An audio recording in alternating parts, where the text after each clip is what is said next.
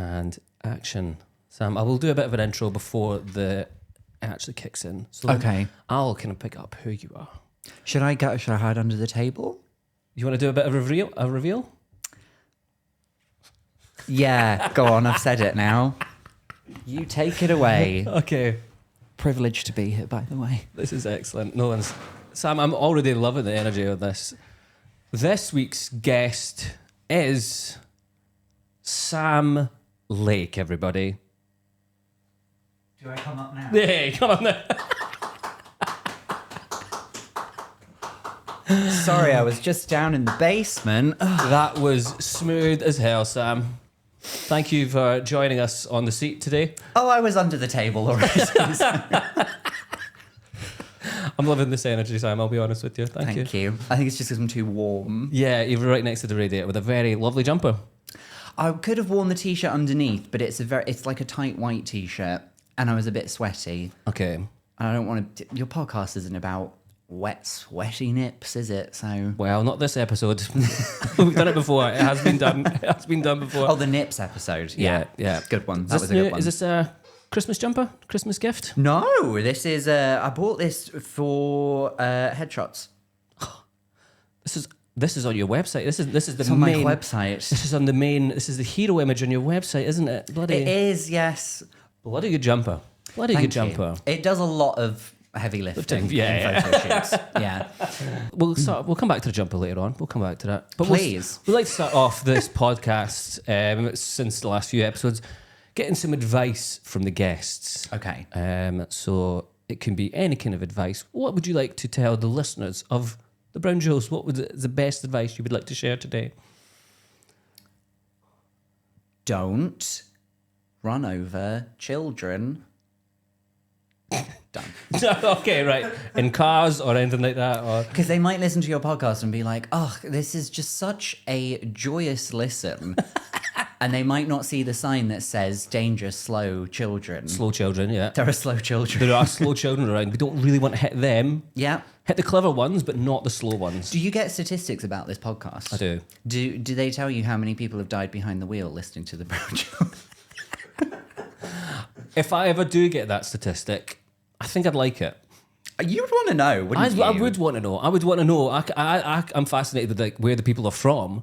Yeah. I would want to know more about the people. It can tell me like what the kind of music they listen to on Spotify, which is pretty fucking beige. It's like, yeah, it's kind of nothing really kind of jumps out. But I want to know more about the people. But stats don't tell me that. So if you do, if you are involved in a car accident as a result of the listening to the Brown Jewels, please do let me know, and we'll get you on the podcast. If you're able to still... If you're not in a coma or a vegetable, please come on the Brown Jewels. Are you allowed to say vegetable? Are we not?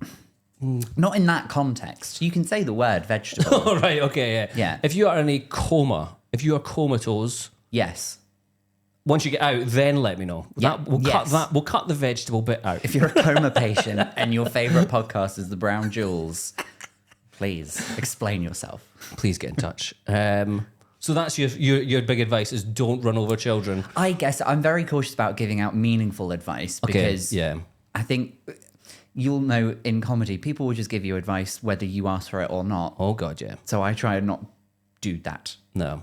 And also when someone, I really hate when you come off stage, if you've had a bad set and someone will lie to you and go, oh, that was all right. That's the worst, actually. And you just want to go, Yeah. just tell me. Just tell me straight. I just heard 10 minutes of silence. Don't try and tell me. When they'll always say the same thing. It wasn't as bad as you think. And you go, Yeah. it fucking was. It was. They were all eating. As soon as you got on stage, everyone opened a pack of Nobby's nuts. Yeah, honestly, they were just so distracted from that person in the first break. Yes, yeah. And you just want to go, I like people that just tell me it straight. Yeah. So if you ever see me die, eat shit on stage, just come up to me and just go, Ralph, that was awful. Would you like me to do this retroactively? Please do not. Please do not. Just from now on, if you ever see it happen, and just go, Ralph. I've got it all on a spreadsheet, actually. Okay, it wasn't great. January 2021, yeah, didn't happen. So you don't like to give out advice. That's fair. Any food hacks that you've thought of? Well, you asked being somebody who has an A star in GCSE food technology. By the way, can we just have a Thank you. bravo? Thank you. I was just looking at the certificate underneath the table. But you don't. They're not GCSEs up here, are they? No, I think that they were standard levels. grades when I did Standard them. grades. I have whatever the best standard grade is. Then Was it an A? Is it A star? Did you say? yeah, when I did them, it was A star. I think you can get an A triple star now, That feels excessive. which is if like you get like full marks, but also like it's sexy. Yeah, that is A triple star. I got nothing Yeah. like that. I got a few. We did it like ones and twos. So you kind of got. I got like ones and twos. That's Oh, that's basic. like okay. One is like the best. One's the best. 7 is you should probably quit school. So I got a couple of them. I didn't do food tech. Or we called it home economics. Home economics, yes. Yeah. We called it food technology because you also had to learn like how food was transported and vans. It's a really short module. But you had get so what I had to do for my coursework was I had to design a snack that you could sell at the school canteen, and I put an entire lasagna in a pasty. Oh, that's It's not really a food hack, unless the problem you have is I'm always eating loose lasagna. yeah. That does happen to a lot of people. To be fair. Yeah. Anything else you got like that? Any other kind of top tips for food? I don't know if this is a food hack, but you know those packs of Scotch pancakes that you can get? Mm-hmm. Love them. Have you ever wiped them in butter and put them in the microwave? No. I think I'm feeling all of these tips just involve like use a microwave. Everyone else has been like use a microwave. I don't think the food hack should ever be about like, oh, this is how you save time. Or No, I don't want that. I They want should be about unhealthy. making decadent foods more decadent. Yeah, I was trimmed off of my life by something. And so Scott's pancake just in the microwave. Just in the microwave for like 30 seconds. Smothered in 30 butter. minutes. That's dangerous. That's a That's long time. dangerous. 30 seconds with a little knob of butter on it and then it melts in. Very good. I love it. I Yeah. love a crumpet. At the risk of sounding like an 8-year-old man. Big pandemic food, I think. Lots of people I was speaking to, they got well into crumpets. Yeah. Bit of, Biscoff paste Oh, on a crumpet. Have you tried Maltesers paste? No. Oh, there you go. I didn't even know you could get a lot. paste. Yeah, you can. Similar vibes. It's amazing what you can spread these days. Oh, me and my husband have just come back from Christmas with the family. Yeah. And so when the pudding comes out, all of the different like dairy-based options, you have a custard, an ice cream, all of the creams. I love a festive cream. Yeah. I do. A Bailey's cream. I had a champagne cream once. Oh, yes. Brandy butter. Yep. Yep. Good old double. Yep. Yeah. Clotted. Oh, I bet clotted. Love it. It's Yeah. the more healthy you can get, the better. Anytime I see a recipe that's like add some cream and it's like 50, I'm like, chuck it all in. I want it as creamy as They possible. sell it in a pot that only has a peel away lid. Exactly. It's not resealable. It's not going back on. What are you supposed to do with it if Chuck not it all use in. all? Yeah. So that was the kind of highlight of Christmas, the creams. Just the creams. Yeah. Nothing else. Do you have any like unusual Christmas traditions? Oh, try what? How was your Christmas before we kind of get on to that? Was it? Did you have a nice time? I did. Yeah. Yeah. You know that I've married into a Scottish family. I do, yes. So I used to spend Christmas in my own home with immediate family, and that was it. And then if anyone wanted to come to us, then they could. Down in Cornwall. Yes, but now it's like a Christmas tour. Yeah. Go to one aunt's house, go to the next aunt's house, go to Nan's house, go back to that aunt's house, then go to the uncle's house for Boxing Day. Oh God. There's a lot of stops. I got absolutely roasted by my Aunt Claire this year. Brilliant. Where's Claire from? So David's family's all from Greenock and Gurrock. Oh, cool. Cool. Well, and Ayr. His family's from Ayr, and then everyone else Proper from West Ayr. Coast stuff there. Yes, yeah. We on Christmas Day we were trying to have a nice family game, and someone decided there's like a thing on Alexa where you can do a music quiz. Yeah. Done it. But song quiz. Yeah. So we were trying to play that, but you probably know Alexa doesn't cope well Multiple voices. or with Scottish voices. Yes. So we were trying to get through the game, not even get the correct answer, just get through the game. And I was the only one that Alexa could understand. Oh. And so I just went, guys, it just helps you have an accent that Alexa can understand. And then Aunt Claire was just like, oh, I didn't know Alexa was gay too. Aunt Claire, you savage. Absolute savage. Yeah. God. So that was it. So was that the first big Scottish Christmas for you? No, we've been doing that's bit. I've been joining in the Scottish festiveness for a while though. I've still never done Hogmanay. All right. Never done that. As in, like, I've been alive when it's happened. Yeah, you've made it through it. I've just not done anything for it. I've never been to like the street party or. Are you doing it this year? Nobody tells me that it's a fun thing to do. It is once. You do it once. Okay. I think as a guy, it's fun. Let me tell you why. All right. Because the guys' toilets queues go very quickly. Oh, well, then that would mean there's lots of things that are fun. Yeah. Yeah, that's it. Jury duty. That's it. That's the only reason, because if you have to wait, the queues for toilets are just insane. Yeah. So you're just there. You can have like a rucksack full of your own drink, everything like that. So you can just walk about the streets. But then when it comes time to go to the toilet, that's when everything just falls apart. What have you ever considered a catheter? No, because I was in and out the toilet because very quickly. They move very quickly for the males. Okay. So you're in, you're out in no time. That's it. It's lovely to have privilege, isn't it, Ralph? What a benefit. What a benefit. But then you see the queues for the Portaloos and you're just like, that doesn't look fun. No. I think it doesn't interest me. No. I don't think. I love it. I love a celebration. I love a party. Yeah. But a big street gathering. So they used to have good bands on Princess Street. Okay. But then it's just kind of fallen apart now. On the bit where they got the big bandstand.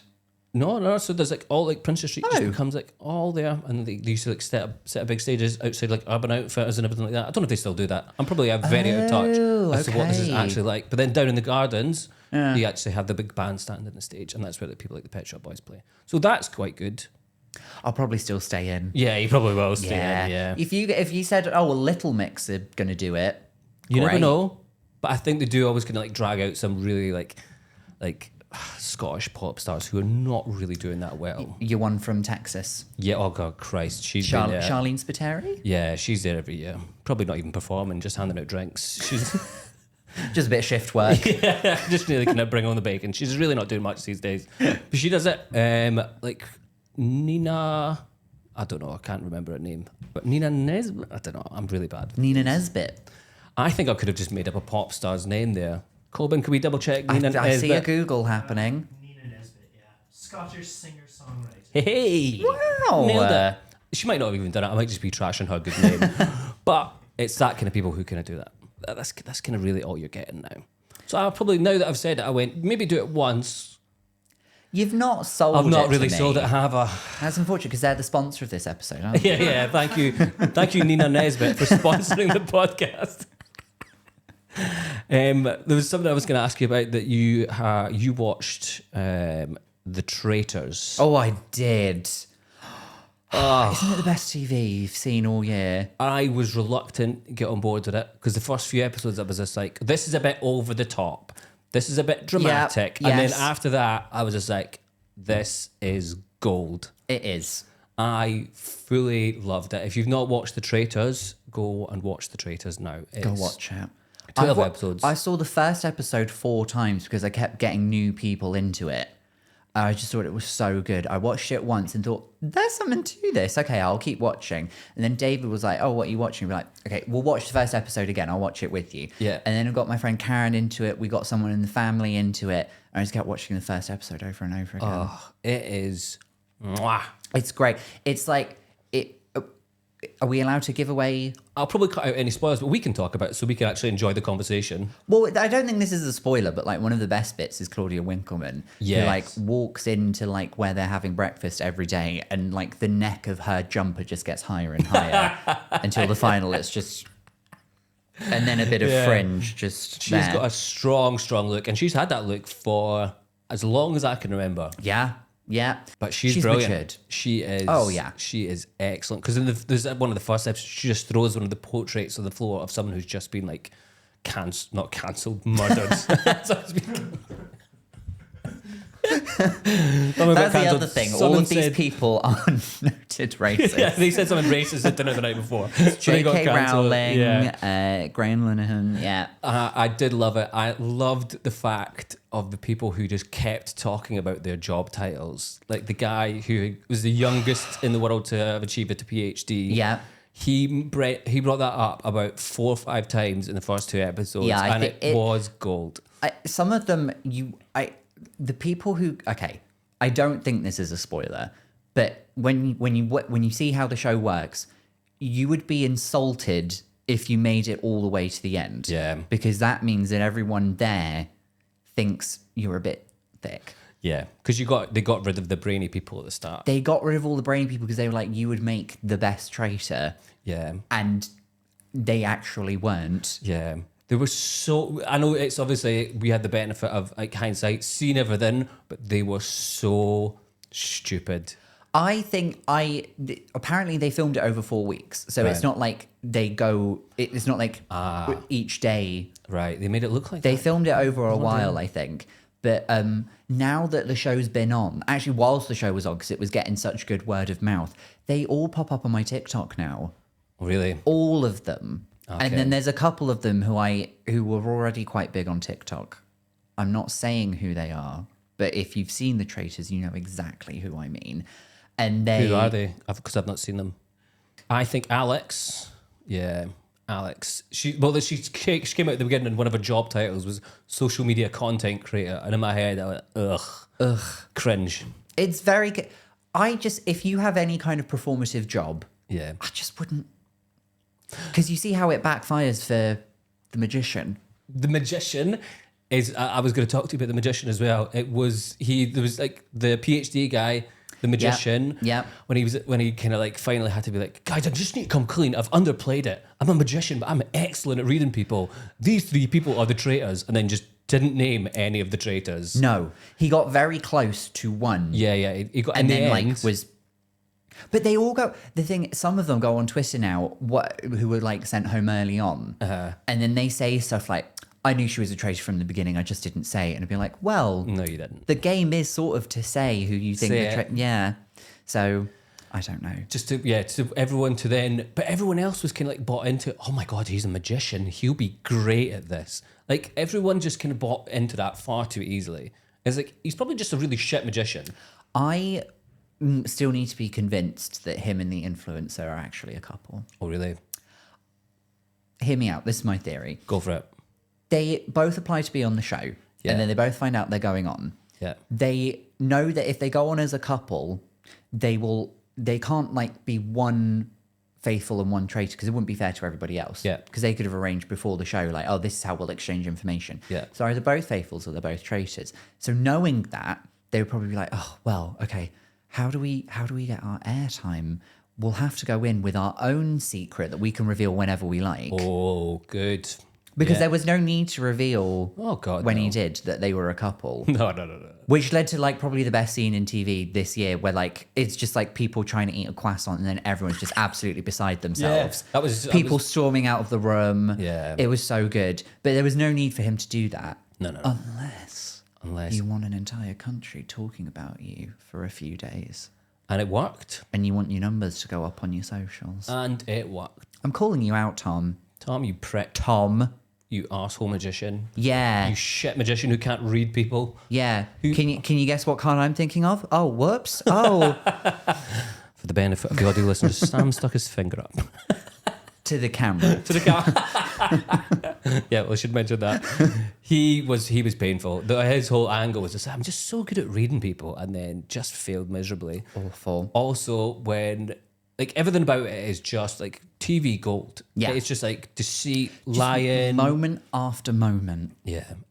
My other favourite was Maddie, the Yeah. actor, who again, they were like, she's like, I'm not going to tell them I'm an actor. And then Yeah. told everyone an actor. And Eddie just started acting like she was Meryl Streep. Like she was capable of giving the best Yeah. performances. And it was like, But again, came out of no. She didn't have to say that. No. She kept saying it to the camera, which is like, if we were on it, you would keep the comedian job to yourself. yeah. And then you tell them whatever you do is a day job if you have a Yeah. day job. It's like you treat them like a taxi driver. Don't tell them you're a comedian. Exactly. But Yeah. then just randomly at breakfast, she goes like, guys, I think you should know I did play someone who had a miscarriage in EastEnders. I'm so sorry. It was so bad. And Yeah. it was so unnecessary. But she was the only one who actually, like, from very early on, picked one of the right people. It's just nobody know. believed her. I know. How do you think you would get on the Traitors? I'd either be out first or in it till the end. I don't think I don't. Would you want to be a faithful or a traitor? Is the real I'd want question. to be a traitor. I think I would want to be a traitor, but I don't know if I could handle the pressure. Yeah, it did seem a lot. And then you think, oh, it would be fine to be fine, but you could see it wearing on them. Yeah. But I think it'd just be more fun to be that, because if you're gonna get put out, I'd rather gonna get put out having a bit more fun with it. Yeah, I think if you think about like how people must be talking about them now the show's over, you'd want to be a traitor because nobody's saying about the traitors like, oh, you're such an idiot. How did you not see it? How did you not see it Exactly. when like we all get told at the beginning, but we could have worked it out. We could have worked it out if we were there. Yeah. I wouldn't want to be like all of the people who made it to the end and then they find out who it is. I know. It was, yeah, I'm not normally into that kind of show. Everyone kept Yeah. talking about it, and I was like, okay, I'll give it a chance. I think I would like to be a traitor if it, like at some point Yeah. in my life. I think it'd be a lot of fun. Not necessarily on the show. Yeah, no, just stab everyone in the back. yeah. Be a nasty little bitch, as you would say, Sam. I would say that. I would. And if you've not watched Traitors, highly recommend it. Go and watch it. It's very, very good TV. Very good TV. Right, we'll do a bit of a gear change here, Sam. Okay. One of the bits you do on stage, it's one of my favourite bits of yours, is you talk about the shitter in the swimming pool. Yes. Now, I kind of watched this again the other night, and I was just like, oh, I was kind of watching it, and you say, oh, go and Google this. Yeah. This is actually a true story of someone who shat in a swimming pool. Did indeed. Loads. And I looked it up, and it is fascinating. It is. And you know, all comedians go on and on, go, this is true. This is actually, like, again, one of these ones, it's actually happened. Yeah, I don't lie about anything on stage except being gay and married. That's not true, obviously. Well, we knew that. Yeah. We knew that. It's completely true. And I've been to the leisure centre where it happened because they did it in like, it's called Ships and Castles. that's more too- like shits and castles. Hey. But they it's like the fancy one that you would go to. You get to go there as a treat. There's like the leisure centre that you get taken to for your swimming lessons at school. Okay. And then there was this one which had all the cool stuff, like a wave machine and like a love riptide thing. Love it. And all of the flumes and what have you. So that's where it happened. Not whilst I was there. Okay. You're not one of the suspects. I'd moved away by the time this happened. Because I read, it's like, I don't know if you see it, it's like, there's a Vice article written Yes. about it. I was just where you could have got the headline and everything. And the headline is, a mystery shitter has declared war on a Cornwall swimming pool. Yeah, they had an agenda. Subheading, a sustained campaign of in-pool defecations could spell the end of a kid's disco. Which is I don't remember there being discos there. And I don't think the agenda is against kids' discos. Maybe it is. It is. I don't think it know. could have been. But Yeah. that's just like a real life shitter, and you were like, I'm taking that, and I'm doing that on stage. Some good has to come from him. You need to take it from real life. You need to have some good inspiration. Yeah, life inspires art. Yeah, and people shitting in swimming pools Yeah. inspires our comedy. Mm-hmm. Oh wow, yeah. And then there's at the end of that article. There's just I don't know if you've read it recently, but it just Not says, recently, but I did, yeah. and it just says this is classic Vice journalism. the whole way through, you're reading it and you're like, this guy isn't a journalist. And then it just ends. It just goes, read more about shit. And it's got 3 other articles all about shit, and the articles are fucking wild. What they are. All aboard the UK's first shit-powered bus. You don't know shit. A documentary about shit. And meet a professional poo diver. And I was like, well, there we go. Poo diver. Poo diver. Like, I don't know. is that just someone's name? Meet a professional, comma, Poo diver. I think it's maybe people that have to go swimming in shit in like the sewers and everything. Oh. I mean, a pretty rough job. No one's really been like, well, does your husband do it? Well, he swims in shit all day for a living. No one's wanting that. And then what does he do for a living? I'm never off. That's He's the thing never about off. me. He's I'm never off. So that is the kind of like, you just took that like a mad story. Do you kind of like mine and like real stuff for your comedy? Yeah, I think so. Do you think that's the easiest way to do it, or do you just think the way you enjoy it most? Have bad things happen to you and then talk about them. That is my stand up, just 101. I don't know. I think the show that I did at the Fringe this year was very, well, not like very personal, but is about a personal thing. Yeah. At my wedding. So that was quite easy because it was just like, oh, just remember what happened and then tell people about it. This year, I'm not sure well, I do sort of know what the show is about, but I haven't really written it yet. But like, I think if you have like a topic in your head and then you try and like, I always come from the point of asking lots of questions about something and then seeing what that triggers in your brain. I like it. Yeah. So the show last year, Cake. Well, this Yes. year, Cake. Excellent show. Thank you. That's all about your wedding. Yeah. In lockdown. Well, it was Kind of, and as under the pandemic restrictions. Yeah. And so I kind of know the story of that. Some highlights in there. And what do you think was the best part about getting married in a pandemic? It was really cheap. Yeah. Yeah. It was very cheap, and not that we didn't want everyone that we were supposed to invite there, This is where I was going with it. but we went from 170 people to about 15. Mm-hmm. And that was quite nice. Yeah. Everyone who we wanted to be there could watch it on Zoom. Did they? I didn't check the viewing figures. I got sent a link to my cousin's like Facebook live video, and I was just like, Okay, see, we made it a private thing. yeah, We didn't put it on fucking Twitch. No, it was getting, that was weirdly quite nice because then instead of having like a big, huge party where you're strict, like if you're having a party regardless of whether it was a wedding or not, Yeah. you'd be worried about whether everyone's having a good time, if everything's turned up, like if everyone's working as it's supposed to be, when's the food coming out. yeah. Had dinner at Pizza Hut, had a couple of drinks, and then everyone came back to ours. Your dinner at Pizza Hut. Yeah, in the show. There's a photo of us at Pizza Hut. It's quite funny because I don't think I've seen the full show. I saw the work in progress just before the end of the Fringe, just before the start of the Fringe. So I didn't see the picture.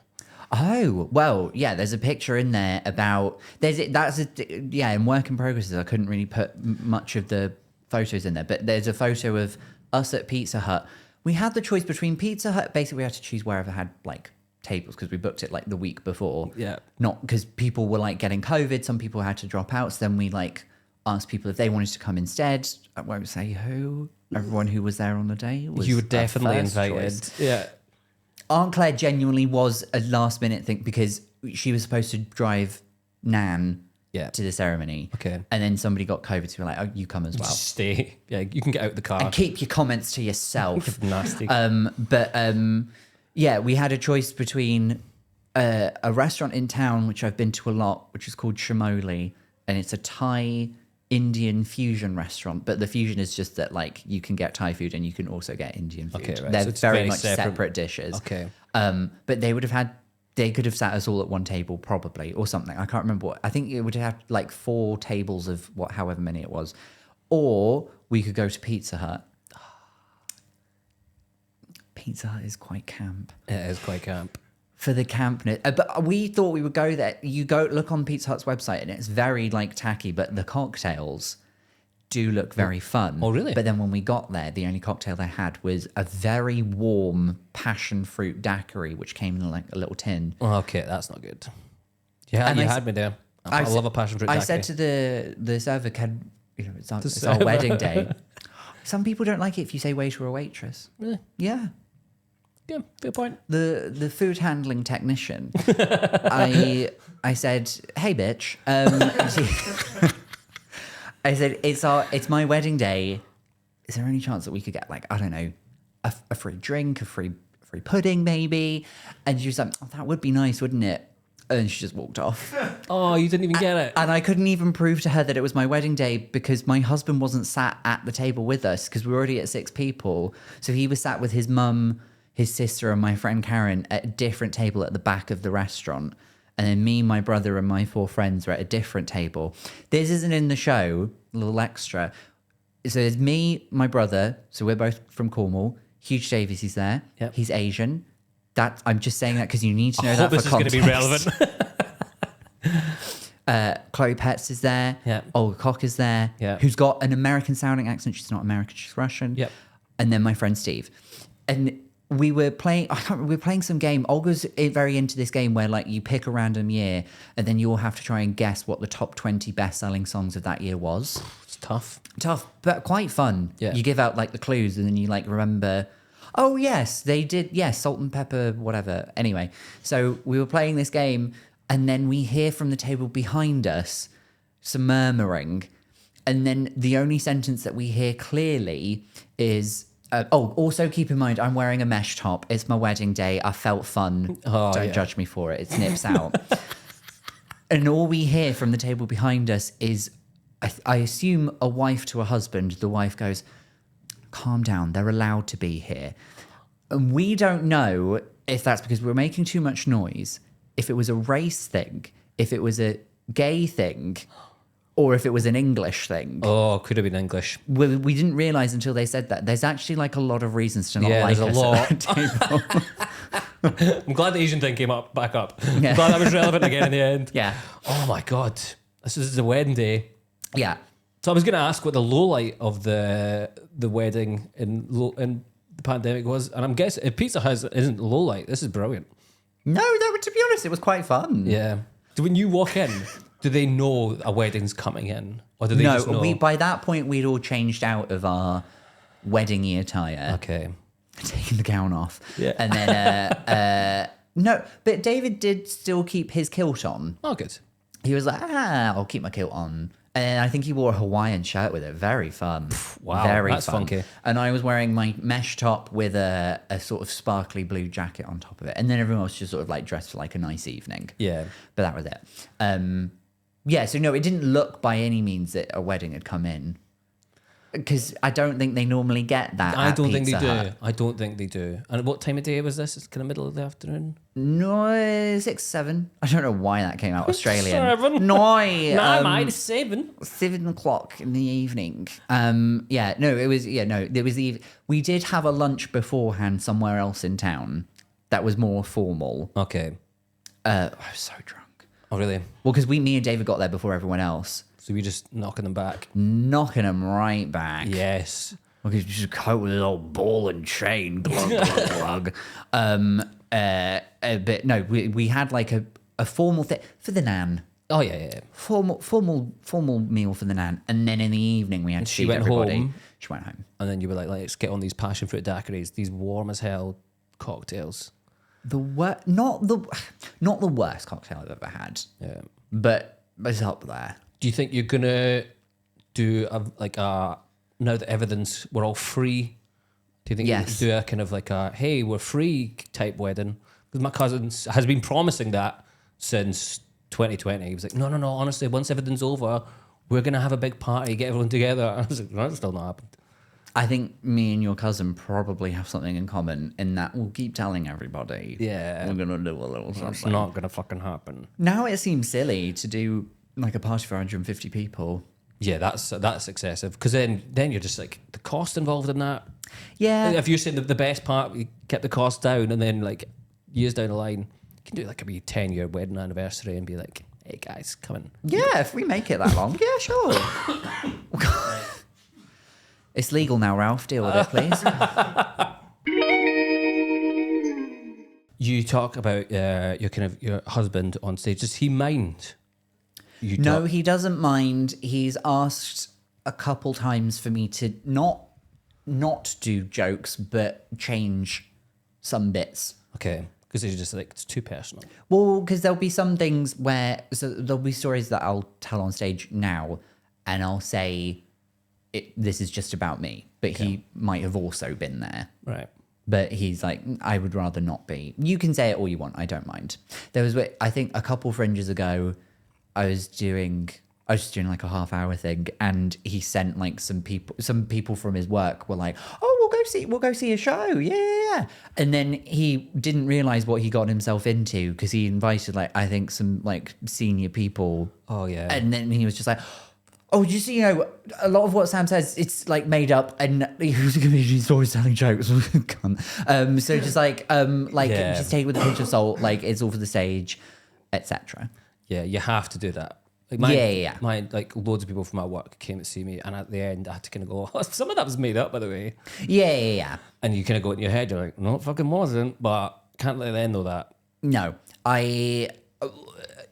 there was one time where my family in Cornwall came to see me at a gig, and I did the joke, and then immediately, because I've got a bit about taking drugs, so then I said, by the way, I've never taken drugs. I don't even know what they look like. Yeah, So I'm yeah, good. yeah, I'm a good person. yeah. Don't judge me, family. Yeah. Yeah. I think I think partners of comedians, it must be a weird thing to be involved in. I think so. When they're kind of going, do you have to go up and say this on stage in front of a room full of strangers? I'd rather you didn't. But in your head, you just want to go, that's the funniest version of this. Yeah. I mean, I think it's a nice thing if I married somebody and then they did a whole show about it. Yeah. I think that's a nice thing. Dedicated. And I don't art. think it'd be different if like I'm never like slagging him off on stage. No. It's all he very always, nice. he always comes off very well. He does. That's the thing. He's coming out as the guy who's like standing over you, like, Sam, what the fucking hell's happening? Yeah, exactly. So you mentioned you're from this small town, Yeah. Cornwall, Redruth. Yes. Done my research. I've researched you very thoroughly. Research all my I guests. wondered why you're looking through my bins. Redruth in Cornwall. Yes. Do you miss Cornwall? Not really. No. You're a city boy now. I think so. My brother's different. He's now at uni, but he prefers rural, Yeah. and I don't. I couldn't do it. You just get accustomed to when you live in a city to things being accessible, Yeah. and like you go back to Cornwall, there's like one bus that operates on like a monthly service, and it's the only way to get around. Yeah. And the only way, like, there's like one nightclub. I tell you what, I was gigging in Brighton, and it was quite not an awful crowd, but a rowdy crowd. I was talking about Cornwall, and somebody wooed and said, and I was like, there's no way you've heard of Redruth. Nobody ever has heard of it. She was like, I've been there. I've been to the nightclub. And they told me the name of the nightclub, and that was the name of the nightclub. Zone. Zone. Do you have many good memories from Zone? Been fingered a couple times. But it was sort of like, it wasn't like a full woo. It was just sort of like cheeky one. A cheeky one. A cheeky wee thumb. Well, no. I don't know what you've assumed about me. A thumb. You're a classy gentleman, so I'm sorry about that. When you finger, Good point. Don't use a thumb. you don't start with a thumb, Yeah, sure. I don't think anyone does. I hope not. I think, yeah. No. Well, you were about to say something fucking wild there. I could see the cogs running. What were you going to say? We can edit it out if it's too mental. Well, because it was something about, I think maybe the second or third time maybe that I had met you. Uh-huh. And it was Where is this going? Where the hell And is I was this like, going? oh, Ralph, nice to see you. There was a woman. And I was like, hey. There was a woman that came to one time when we were on at the Monkey Barrel. My girlfriend. You're still together. Still together. Lovely. Yeah, but keep going. I want to hear the story. Well, no. It was just that, like, you, somebody else in the early show had said that they had brought someone who was a. I know. It's a 10-minute warning. Okay. I can't believe that's actually 10 minutes. I genuinely thought that was like half an hour. I've been having such a nice time on the Brown Jewels. Sponsored by Nina Nesbitt. Stream now wherever good podcasts are found. This one is next to those ones. Anyway, sorry. Yes, somebody in the early show had just told a story about how someone had heckled them at a gig, and now they're dating, and then I think that must be Rachel Jackson, maybe. I think so. Yes, but it was the second or third time I met you, and you'd gone on stage, and there was a woman sat with the rest of the acts, and so I went up to her thinking she was an act, and then she was like, "Oh no, I'm dating Ralph." Yeah. And then I think when I saw the two of you together, I think I probably said something inappropriate, like, "How long have you two been penetrating?" or something. I think you did, yeah. Yeah. She was loving that. She's such a big fan of yours. Is she? Yeah, she fucking loves you. I was just like, oh, I'm going to record the podcast with Sam today, and she was just like, oh, I love Sam. Yeah. That's not. This isn't. I don't mean this in a rude way. How old is she? She's a year younger than me, so she's 35. Are you 36? I am, yeah. Wow. 37 in May. I honestly would not have guessed that. Thanks, Sam. You're very welcome. You think you're older or younger or? I thought you were like 52. Yeah. No, I thought you were younger. No, 36, unfortunately. Just because you're so immature. I know, you such a little young piece of shit. Yeah. I only ask because I don't know if you think this is true. I think everyone is either one for the mums or one for the dads. Mm-hmm. And I think I'm definitely one for the mums. Yeah. More than I am. Occasionally there's the odd dad that turns up. But I think for some reason, I think a lot of mums go, he seems like a nice young man. Yeah. All of my friends' mums. Love you. My best friend Karen, Susan, that's her mum. Yeah. Hello. Big fan Get of the along like how. Big fan of the podcast. She literally cannot put the podcast down. That makes sense. That's why I was asking. Just it's nice that a woman of my age also enjoys me. So then we'll come to the final segment of the show. Please, let's. So this is a little bit of the show where I go through all my comedy notes I've kind of been writing down for the last 6 odd years. It could just be little stories, little bits of like little thoughts. You're going to pick one Okay. at the end, and I'm going to do it on stage at some point in the next few. Oh, that's very brave. I know. That's so far. I mean, last week's ones were a bit shit. So hopefully they're going to be better this week. But it's all in the theme of, because I watched some of your TikToks of the ones where you talk about your grinder stories. Yes, which I haven't done on stage, I don't think. Which is weird. I was going to say, are you going to plan on doing them on stage, or is it a bit weird to go back and do them now that you're all like married? I don't know. They might have a place in the next show, which is provisionally called Daddy Couture.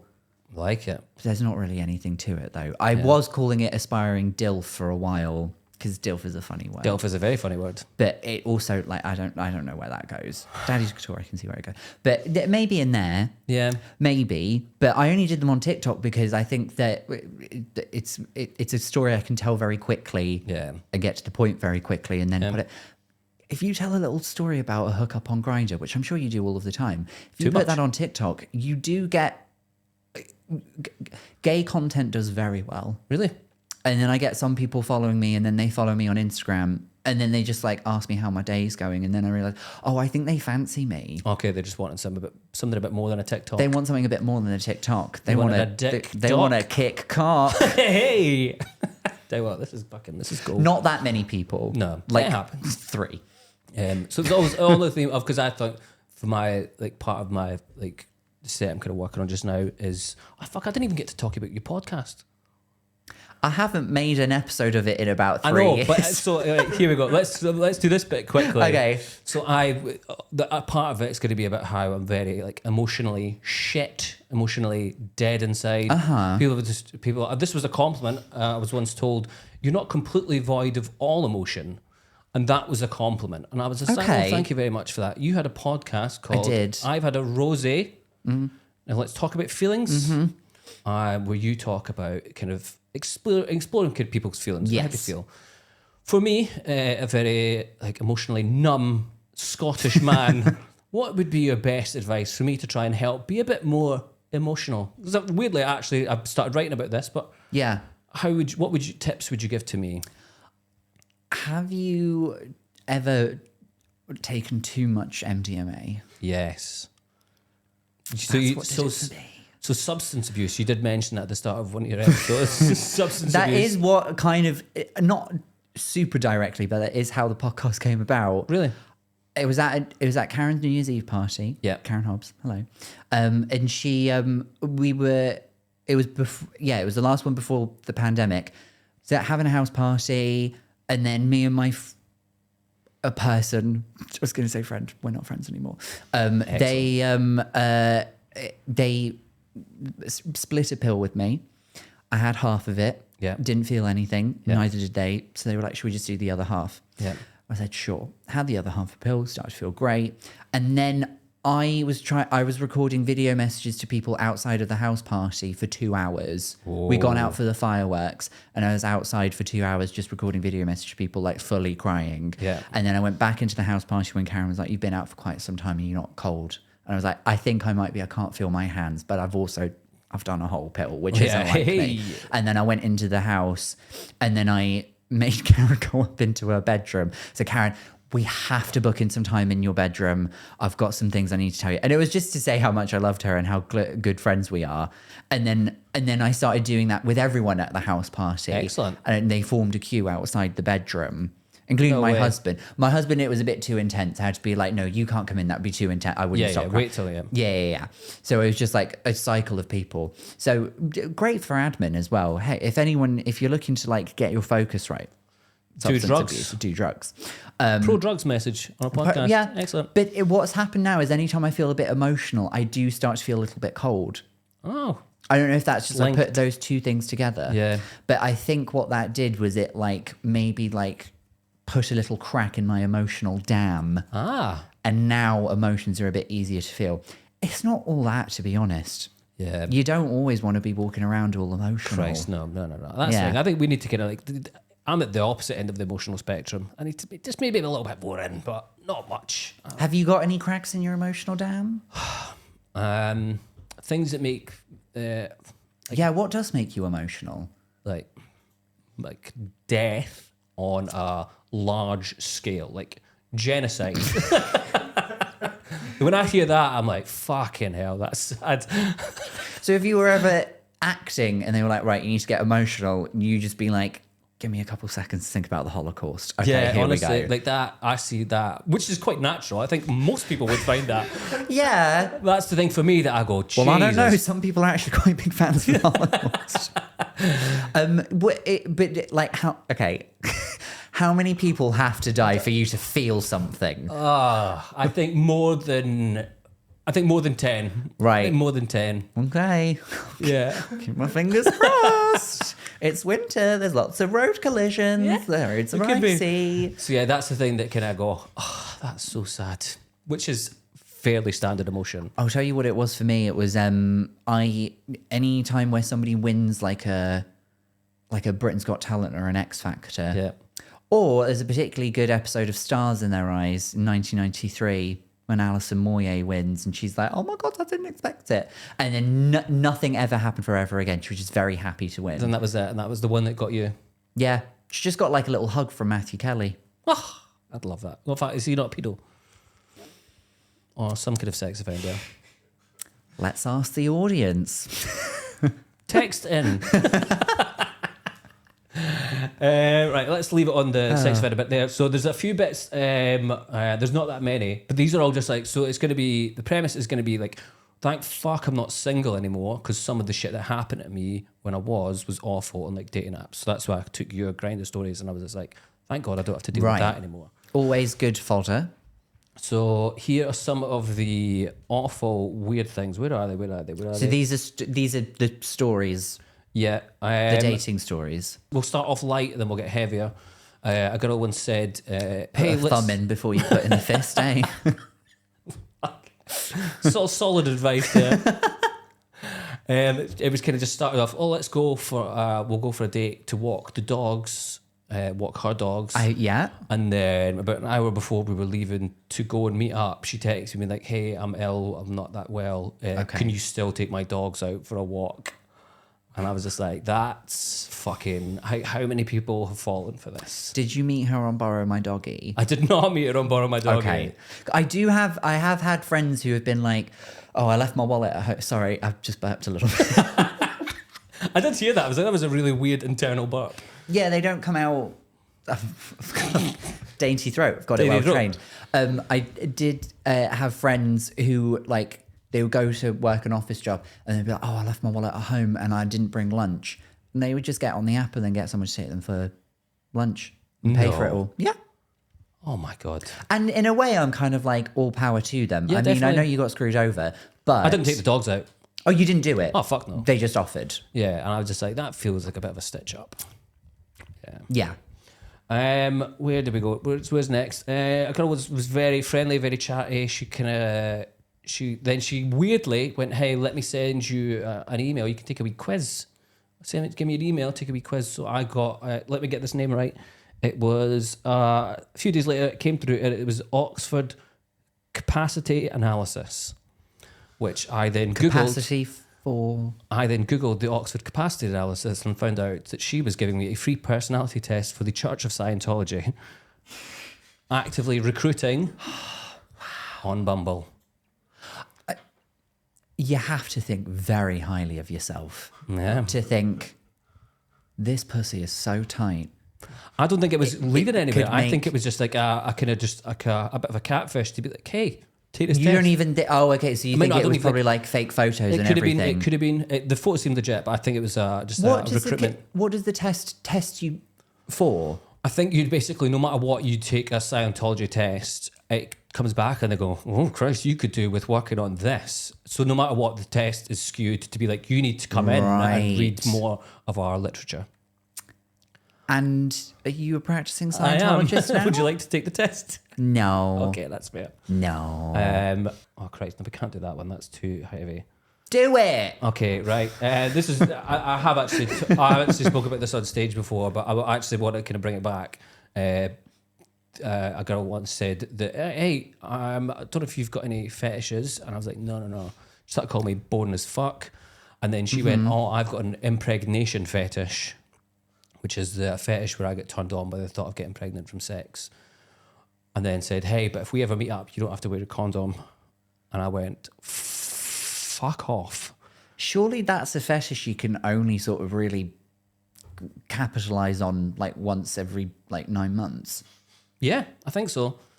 You got to have a fetish that is like a bit more It's a frequent. very, yeah, I mean, very rare. I think it was just the thought of it turned her on. Is there a fetish that someone could say to you to be like, right, I'd have to draw a line there? I think anything peeing and pooing and spewing, Which is fair enough. I think that's my lines. I had to do sex education classes at uni, as in like teach them.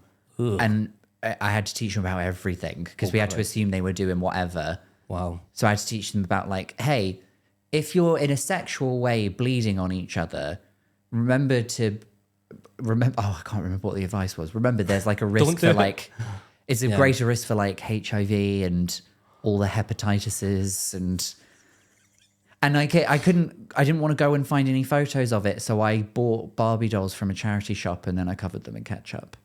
Like I had one of them and I put a bit of ketchup on her wrist and then there was like one lying underneath. Oh Thanks my for god! listening to this. Wow, That's insane. But good way of doing it. Very, very innovative. I Very- had to do fecal play as well. Jesus Christ. What the fuck? I mean, I didn't get that at school. This was like for uni students. Okay, that's fair. And I think also because like it was specifically for people in the LGBT. Okay. So like for a lot of them, when you go to uni and then you suddenly discover all of this sexual freedom, there's a bit like, you know, when you're hungry and then you see an all-you-can-eat buffet, you're probably going to put some macarons down your urethra or something. So you've got to say like, hey, I'm not judging you for doing that, but Be careful. Be careful. One at a time. Don't do anything I wouldn't do. What the hell? Tell you what, we started off this podcast with some advice and we've ended it with some advice. Don't put too many macarons down your urethra. Yeah, no, don't do that. Sam Lake, what a bloody good way to bookend this podcast. Thank you very much for coming in, Sam. Thank you for having had me. Thank you very much for coming in. I'll put all your social links. Please go and follow Sam Lake on everything. Absolutely everything. Come see his special recording. Come see my special recording Come at see Monkey Barrel Comedy on the 17th? the 15th. The 15th I of think. January. You've worried me now. I'm sure it's the 15th. Yeah, I come. 15th of It's January. the 15th of January at 5 o'clock. It's a reasonable time where you could go for dinner afterwards. Excellent. Go and see Sam. Thank you very Please. much. Goodbye, everyone. Oh my God. What a way. You got the